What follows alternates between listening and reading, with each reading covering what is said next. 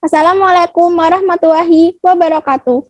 Halo teman-teman semuanya, perkenalkan nama saya Aina Sabi Liwani Sarafina dari Universitas Islam Negeri Maulana Malik Ibrahim Malang, program studi biologi dengan NIM 2106-0211-0089. Pada kesempatan kali ini, saya akan menjelaskan tentang imperialisme Barat terhadap dunia Islam. Untuk memenuhi tugas yang diampu oleh Bapak dosen Profesor Dr. Haji Munirul Abidin MAG. Sebelum masuk ke materi, di sini saya akan menjelaskan terlebih dahulu tentang apa sih itu imperialisme. Kata imperialisme sendiri mulai dikenal pada pertengahan abad ke-19. Imperialisme merupakan suatu penaklukan penduduk suatu negara kepada daerah-daerah lain dengan menentukan hukumnya dengan melalui kekuasaan serta melakukan eksploitasi dengan secara ekonomi dan finansial terhadap orang-orang asing tersebut. Jadi topik yang saya akan bahas kali ini yaitu awal kemunduran Islam, Renaissance di Eropa atau Barat, lalu imperialisme Barat di dunia Islam, dan yang terakhir, dampak imperialisme bangsa Barat terhadap dunia Islam. Yang pertama, awal kemunduran Islam. Apa sih faktor kemunduran peradaban Islam pada zaman tersebut? Faktor yang menyebabkan kemunduran dunia Islam terjadi saat jatuhnya kota Baghdad atau pusat kebudayaan, peradaban, dan ilmu pengetahuan pada tahun 1258 Masehi oleh bangsa Mongol yang mengakhiri kekhalifahan Bani Abbasiyah. Wilayah kekuasaan Abbasiyah terpecah menjadi negara-negara kecil yang independen. Akibatnya, kekuatan umat Islam mengalami kemerosotan.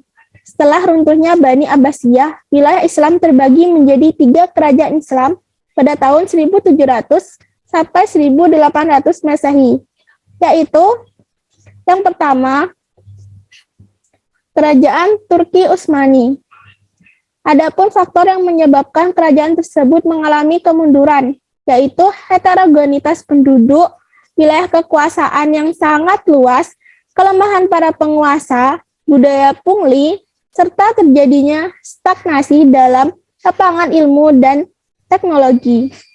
Yang selanjutnya, Kerajaan Safawi. Faktor yang menyebabkan kehancuran kerajaan tersebut yaitu adanya konflik berkepanjangan dengan Kerajaan Utsmani dan pasukan gulam atau budak-budak yang dibentuk oleh Abbas I tidak memiliki semangat perang yang tinggi dikarenakan pasukan tersebut tidak disiapkan secara terlatih dan tidak melalui proses pendidikan rohani. Selanjutnya, Kerajaan Mughal. Faktor yang menyebabkan kerajaan tersebut mengalami kehancuran dan kemunduran yaitu adanya kemerosotan moral dan hidup mewah di kalangan politik yang mengakibatkan pemborosan dalam penggunaan uang negara, serta terjadinya stagnasi dalam pembinaan militer sehingga operasi militer Inggris di wilayah pantai tidak dapat segera dipantau oleh kekuatan maritim Mughal. Begitu juga kekuatan pasukan darat.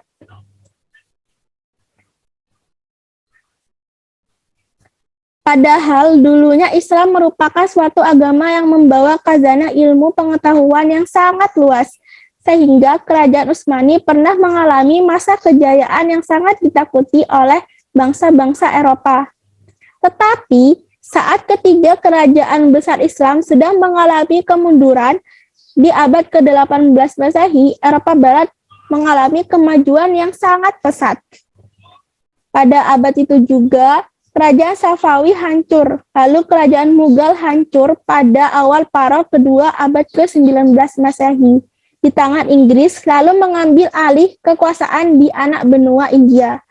Kemunduran kerajaan Utsmani juga pada masa selanjutnya di periode modern menyebabkan kekuatan-kekuatan Eropa tanpa segan-segan menjajah dan menduduki daerah-daerah Muslim yang dulunya berada di bawah kekuasaan kerajaan Utsmani, terutama di Timur Tengah dan Afrika Utara.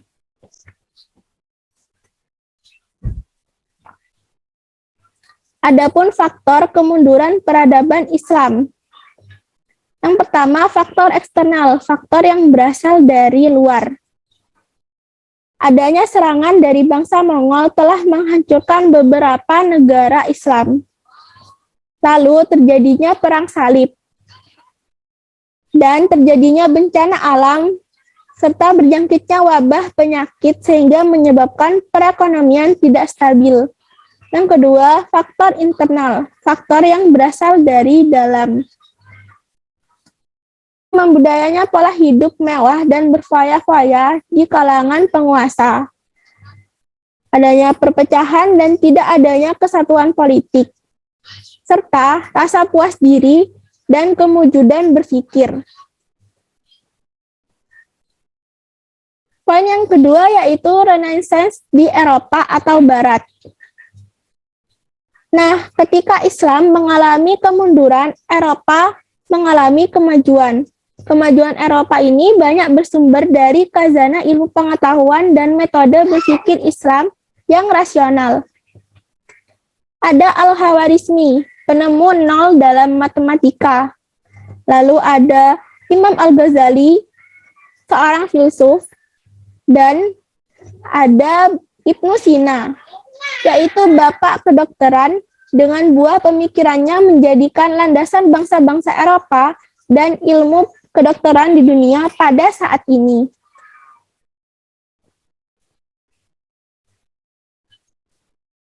Perlu kamu ketahui bahwa dahulu Eropa mengalami the Dark Age atau masa kegelapan yang menyebabkan mereka miskin akan ilmu pengetahuan.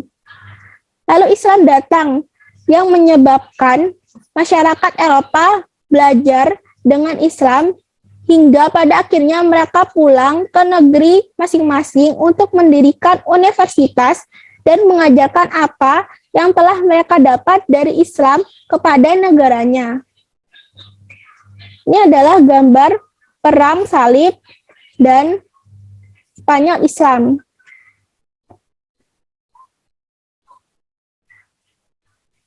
Jadi, ketika mereka kembali ke negaranya, masyarakat Eropa itu sudah mulai mengenal apa itu ilmu dan Islam itu sendiri.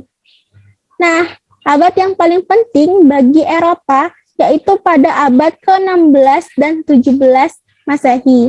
Terdapat banyak penemuan-penemuan dalam segala lapangan ilmu pengetahuan dan kehidupan yang mereka peroleh.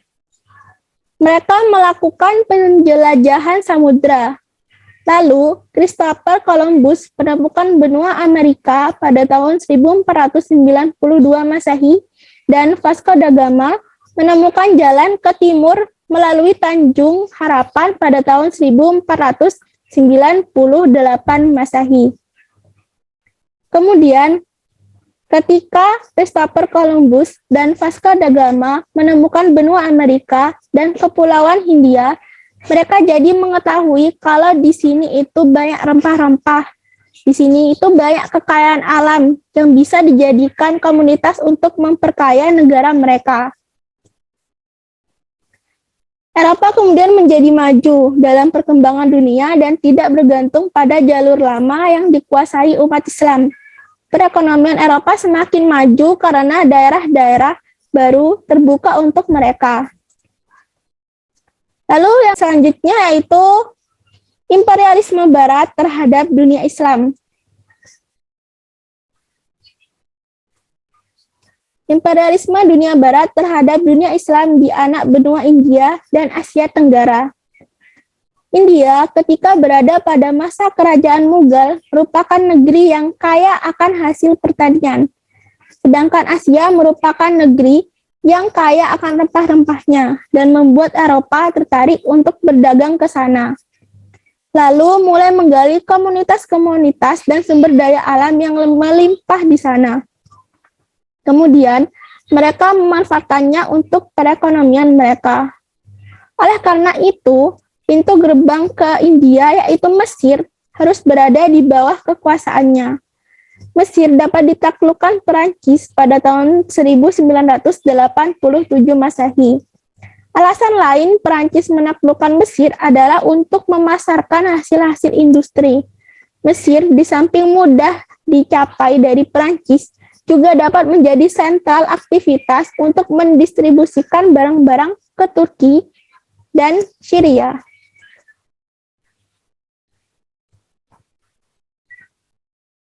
Ketika Perang Dunia I meletus, Turki bergabung dengan Jerman yang kemudian mengalami kekalahan. Akibatnya, kekuasaan Turki Utsmani semakin ambruk, membuat daerah-daerah di Asia dan Afrika melepaskan diri dari kekuasaan Turki Utsmani. Penetrasi Barat terhadap dunia Islam di Timur Tengah pertama-tama dilakukan oleh dua bangsa terkemuka, yaitu Inggris dan Prancis. Yang memang sudah bersaing, Inggris terlebih dahulu menanamkan pengaruhnya di India. Lalu Prancis merasa perlu memutuskan hubungan komunikasi antara Inggris di barat dan India di timur.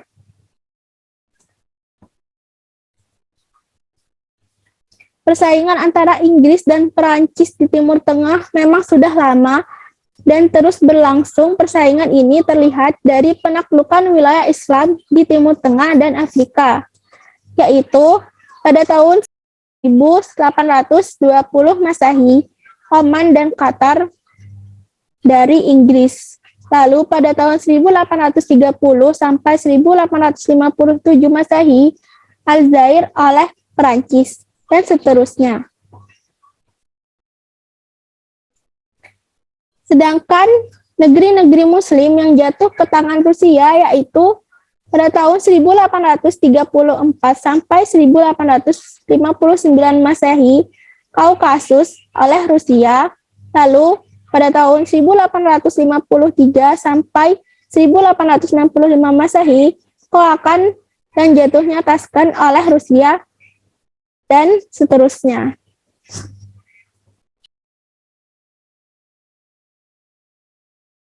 Nah, bangsa-bangsa Barat memanfaatkan kemunduran dan kelemahan dunia Islam untuk bangkit dan bergerak menuju ke arah negara-negara Islam serta menjajah dan menguasainya.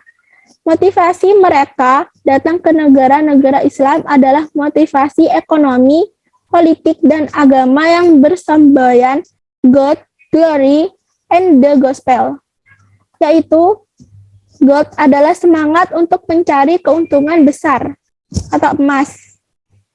Glory, yaitu semangat memperoleh kejayaan dan kekuasaan. Serta gospel adalah menyebarkan agama Kristen di masyarakat yang terjajah. Hal tersebut dapat terlihat dari cara-cara mereka datang untuk pertama kali ke negara Islam. Mereka datang dengan dalih untuk berdagang atau mencari rempah-rempah di timur. Kemudian bangsa-bangsa Barat menguasai ekonomi dan politik negara-negara Islam. Penjajahan bangsa Barat yang dipelopori oleh bangsa Portugis dan Spanyol mempunyai tujuan yang sama, yaitu di samping mencari daerah penanaman modal asingnya, mereka juga gencar berusaha melakukan penjelajahan dan berusaha menguasai dunia Islam. Jadi, dari yang awalnya mereka hanya bertujuan untuk berdagang, tapi lama-kelamaan tujuan mereka berubah yang merambah pada masalah politik karena persaingan bangsa Barat untuk memonopoli sistem perdagangan. Lalu, apa saja dampak imperialisme tersebut?